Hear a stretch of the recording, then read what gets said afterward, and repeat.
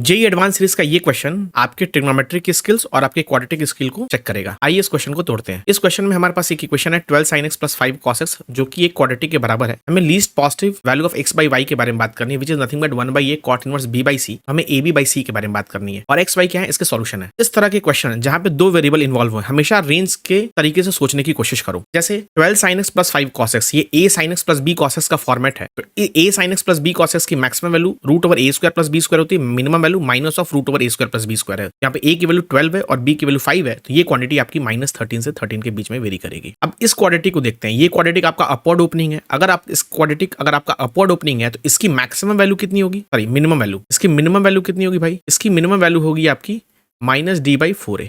और जब आप -d/4a मतलब माइनस का b स्क्वायर बोलो तो 64 माइनस का 4 a/2 and c/21 upon 4 into a/2। तो इसको जब आप सॉल्व करोगे तो आपको 13 मिलेगा। तो इसकी मिनिमम वैल्यू 13 होगी तो इसका रेंज मिल जाएगा तुम्हें 13 से इन्फिनिटी। तो आप देख सकते हो कि राइट हैंड साइड वाली जो क्वांटिटी वो 13 से इन्फिनिटी तक वेरी कर रही है। लेफ्ट हैंड साइड वाली क्वांटिटी आपकी मिनिमम 13 है और ये दोनों क्वांटिटी बराबर है। ये तभी पॉसिबल है जब लेफ्ट भी आपका 13 हो जाए और राइट भी आपका 13 हो जाए। मतलब ये वाली क्वांटिटी आपकी 13 हो जाए और राइट वाली क्वांटिटी भी 13 हो जाए। अब राइट वाली क्वांटिटी 13 है तो राइट वाली क्वांटिटी मतलब ये क्वाड्रेटिक आपका 13 दे रहा है। इसका मतलब ये क्वाड्रेटिक अपनी मिनिमम वैल्यू को प्रोड्यूस कर रहा है। वो तो तभी पॉसिबल है उसके वर्टेक्स पे। और वर्टेक्स क्या होता है -b/2 है। तो यहाँ से y की वैल्यू आ जाएगी -b/2a मतलब minus of -8/2 into 4 2 into 2 sorry which is nothing but 2। तो y की जो वैल्यू आएगी वो 2 आएगी। अब हमें ये चेक करना पड़ेगा कि भाई 12 cos x 12 sin x plus 5 cos x ये 13 के बराबर कब होगा। आप चाहो तो यहाँ पे स्क्वायर भी कर सकते हो या फिर आप क्या करो 13 को नीचे ले आओ। तो 12/13 sin x प्लस 5/13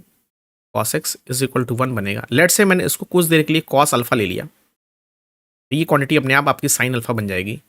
तो लेफ्ट वाली जो क्वांटिटी होगी वो sine of x plus alpha दिखेगा विच इज नथिंग बट 1। और यहाँ से हमें x को least positive values of x and y चाहिए, तो मतलब हमें x स्मॉल भी चाहिए। तो इसका मतलब x प्लस अल्फा की जो वैल्यू हो जाएगी वो π/2 होगी। x की वैल्यू आ जाएगी π/2 माइनस अल्फा। और यहाँ पे अगर आप देखोगे साइन अल्फा आपका 5/13 है और कॉस अल्फा आपका 12/13 है, तो tan अल्फा आपका आ जाएगा 5/12।